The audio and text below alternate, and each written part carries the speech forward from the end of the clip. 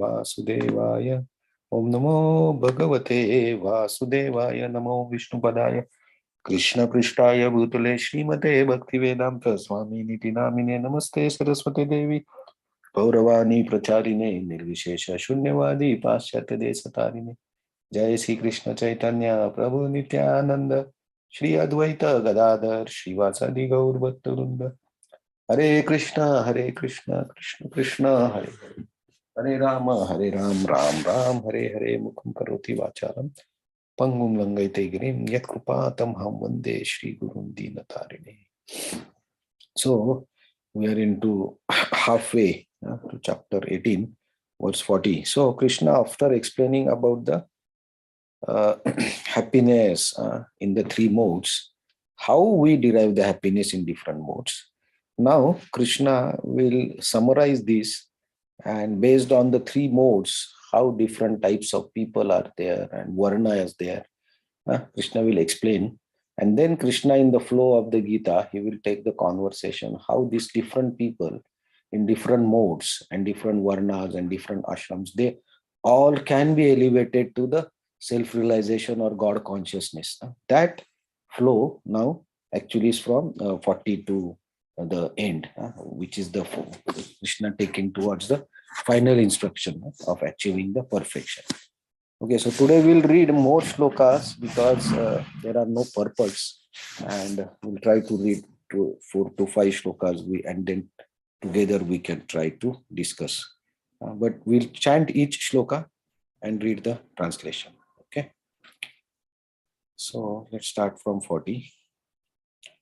Na tad asti pruthivyam va Na tad asti prithivyam va divi deveshu va punah Devi Devesu va punah sattvam prakrutim jair muktam Sattvam prakriti jair muktam एद एवी स्यात् त्रिभिर्गुणैः.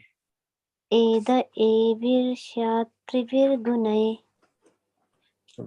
Na tad asti prithviyam va Devi Devesu va punah Sattvam prakriti jair muktam Yad Yad evi Trivirgunaiha न तदस्ति पृथिव्यां वा दिवि देवेषु वा पुनः सत्त्वं प्रकृतिर्जैर्मुक्तं यत् एभिः यस्याति यात्रिभिर्गुणैः.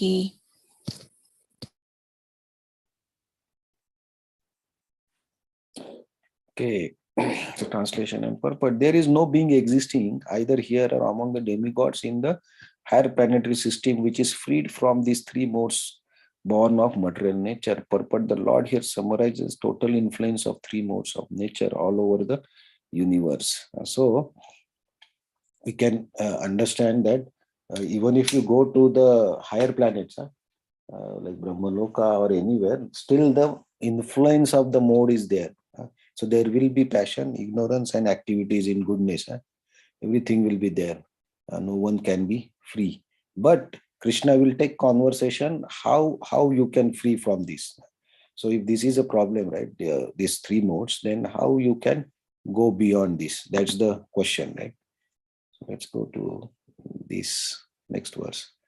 Brahman Kshatriya Visham Brahmam Kshatriya Visham Shudranam cha Parantapa Rudranam cha Parantapa Karmani Pravibhaktani Karmani Pravibhaktani Swabhava Prabhaver Gunair. Svabhava Prabhavair Gunai Those are all those. Brahmana Kshatriya Visam Sudranam cha Parantapa Karmani Pravibhaktani Svabhava Prabhavair Gunai ब्राह्मणक्षत्रियविषां शूद्राणां च परन्तप कर्माणि प्रविभक्तानि स्वभावप्रभवैर्गुणैः.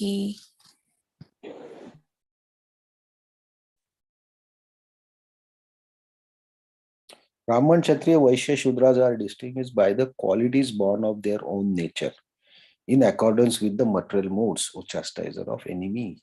So this verse actually is very important because here Krishna very clearly explains Swabhava Prabhave based on the Swabhav. uh, So nature. So when we are born with a particular nature. uh, So based on that nature, uh, you will be decided that you are Brahman, Kshatriya, Vaishya, or Shudra. Uh, So in nature, how we know? Because in company also we have managers, we have workers, we have finance department, we have CEO. So like a person who is working as a worker is a Shudra class, maybe works, physically works. The manager, the senior managers, or the supervisors, they are Vaishya or Kshatriya type of people who control. Vaishyas are the finance people, right, who see the financial things and future things. And the CEO is the leader. And there is always a group of people, board of members and all, who actually plan and strategize the business, right? Like Brahmins, they give the suggestions to the king how to run business, right? So we can see this type of nature of people everywhere. And by seeing the person and his activities, we can understand that, okay, his person has a Brahman nature, this person has a Kshatriya nature.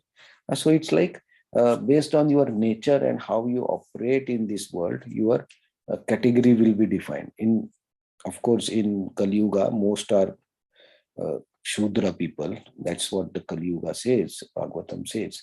Most of people in Kali Yuga are Shudras because they are working, of course, but there are people who are doing Vaishya business, who are doing the Kshatriya activities. But the another important point is it's not based on your uh, birth. The people many times say that Brahman, Kshatriya, and all these caste or categories are based on the birth. It's not like that. Bhagavad Gita does not, Krishna does not say like this. It depends on your nature, how you are. So a person in Kali Yuga born of a Kshatriya, a leader, but he may have nature of Shudra, so he may work somewhere, or he may have nature of Brahman. So he may go, we become a professor or a teacher, something like this.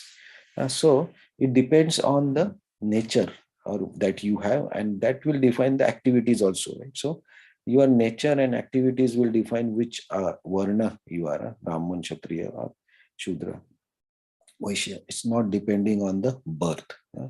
So qualities born of their own nature. So what qualities we catch based on our own nature. So here born meaning is not the birth. The qualities which are taken from our nature, that defines the uh, uh, category. So if somebody asks, like, I get sometimes this question that this caste system in India, and also I give this reference that it's not that in India nowadays, maybe in old times it was there, but now it's not like this. It depends on this. This is what is actually Krishna has told. Krishna has not said based on the birth. So now in the next verses, actually Krishna will give about the qualities of each Kshatriya, Brahman, Vaishya, and Shudra, how they operate. So based on these qualities, actually we can relate who we are and how to see the people in which category. Okay. So let's see. Shamo damas tapa shaucham Samudamastapa Shaucham shantir arjavam evacha Santir Arjavam Evacha jnanam vijnanam astikyam Jnanam Vijnanam Astikyam brahma karma swabhavajam. Brahma Karma Svabhavajam So Samudamastapa Shaucham Santir Arjavam Evacha Jnanam Vijnanam Astikyam Brahma Karma Svabhavajam. Samodama तपःशौचं क्षान्तिर्जवम् एव च ज्ञानं विज्ञानम् आस्तिक्यं ब्रह्म कर्म स्वभावजम्.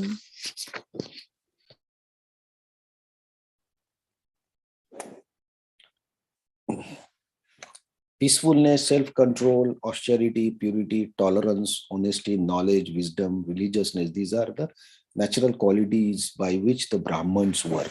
Yeah. So these qualities actually define a Brahman. Okay, if a person is like this, his nature is a Brahman nature, and this person, like these qualities that we are seeing here, is what we say in uh, normal terms, like a gentleman, right? Is not doing so many. These are the good qualities which are welcome, and Brahmins, they are generally self-control is the main quality, right? That's why they can, with the self-control, they can be peaceful, tolerant, or knowledge and wisdom. So in the older times also, the kings, right? You take any king, Yudhishthir Maharaj or Dashrath, anyone, the kings, they were Kshatriya, right? But the kings will have their own guru who will be in their palace, and also other Brahman group of people who were the advice givers for the king. So whenever the king will take some decisions or any decisions, he will concern with these intelligent people. So Brahmins are said to be intelligent because they have knowledge, wisdom, and religiousness, and they are honest. So they have knowledge and wisdom. So the kings used to take advice from the Brahman class of people and then take the key decisions. It's not that Kshatriya, though he is king, he will take his own decisions. No, he will take guidance from Guru and from Sadhu and from Shastra, and then he will operate. So that Guru, Sadhu, and Shastra is important, and Brahmins are the Sadhus. So Srila Prabhupada in Bhagavatam purports also, he writes that, okay, Kshatriya can be the leader of the country, but he need people who want to support him in knowledge. So he need Brahmins. So Srila Prabhupada's one lecture, he says that we in ISKCON, when people were asking how you will help the humanity at large, or politics at large, administration at large. So Srila Prabhupada gave this example that this type of people are required who will take the decisions which are beneficial for everyone. And because of lack of such people all over the world, the wrong decisions are being made. So we are trying to make these people who are knowledge, who have wisdom, who have religiousness, and who have done this austerity and tolerance and all these things. So if more of these people are there, then the decisions, those are taken by the leaders, will be correct decisions as per Shastra, and that will change the uh, image or picture of the world. There will not be so much violence and all. So Brahmins are required to guide from the Shastra. That was their main responsibility in the older times also. Okay, so shall we stop here? It's 50. Okay, we'll stop here, and tomorrow we'll do next 2-3 verses together. Thank you. Hare Krishna. But this is very interesting, like how each type of people are required, and these people are Brahman people are missing in the society. That is a main problem, and Srila Prabhupada noticed it very clearly. Thank you. Hare Krishna. Thanks for joining. So we'll see you tomorrow with the next 3-4 verses together. Thank you. Hare Krishna. Thank you, Hare Krishna. Thank you. Hare Krishna. Thank you. Hare Krishna. Thanks for joining. Thank you. Hare Krishna. Thank you.